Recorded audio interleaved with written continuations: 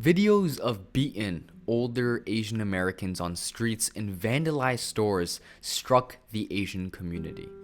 Some had generations upon generations of family members, but felt heartbroken over messages that accused Chinese Americans of bringing COVID-19 to the US. I talked to Matthew Moore, a virologist at UMass Amherst, who knows the racist and horrific situation that Chinese Americans had to go through. There are tragedies that we don't really talk about with this pandemic. So you can talk about deaths, you could talk about hospitalizations, but just the sort of the hate that you see out there and the stigma is just absolutely, it's sad. It really is. It's a poor reflection, and it sort of showcases the worst in humanity. I think it's really negatively affected folks of Asian descent and Asian heritage, and I think that's really sad. And I think a lot of it's rooted in ignorance as well, and a lot of it can be rooted in these just conspiracy theories. Unfortunately, it does seem to be a recurring thing throughout history, where there's just people just really, have this capacity to blame other people that don't deserve it. Matthew Moore talks about a very key point: conspiracy theories. Most stereotypes circulating around social media talk about manufactured COVID-19 and Chinese Americans who purposefully brought the disease over. Obviously, these are very wrong and are detrimental to the Asian communities. It is very unfortunate to see the mass discrimination against Asians, as it reflects the Japanese internment camps in southwestern US. It was very possible that detaining and worse treatment could have come for these Chinese Americans. On social media, people claim that COVID was manufactured. Conspiracy theorists pointed to China and health officials. They even had a name for this accusation, and they called it the lab leak. In the city where the virus originated, Wuhan, scientists pinpointed the start of COVID on the Huanan seafood market, where bats were being sold. Near the location of the Huanan seafood market was the Wuhan Institute of Virology. Combined with an influx of suspicion and coincidence, many sought to investigate the possibility of a manufactured virus. Even Joe Biden doubled on the investigation of the theory. For many people, it is difficult to understand how a virus can actually be created, and therefore it makes it more plausible to see that COVID was manufactured and not created by nature.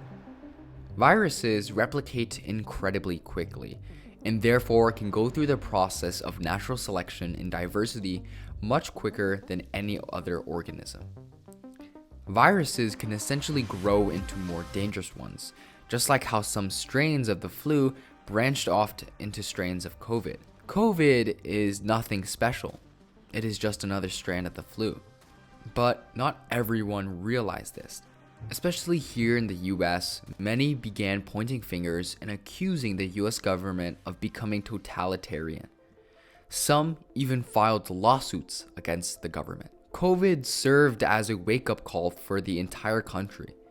Just how far can a quote-unquote democratic and liberal government founded on free speech limit freedom in order to save lives?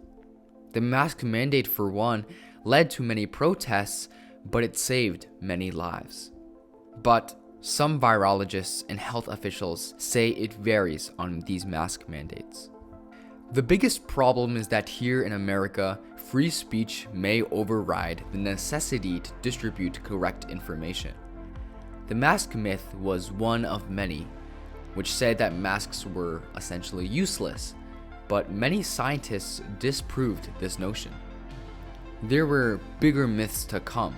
A prevalent one that is still common today is the vaccine myth. In the advent of vaccines that really reduce the severity of disease, as well as some antivirals that seem to work pretty well.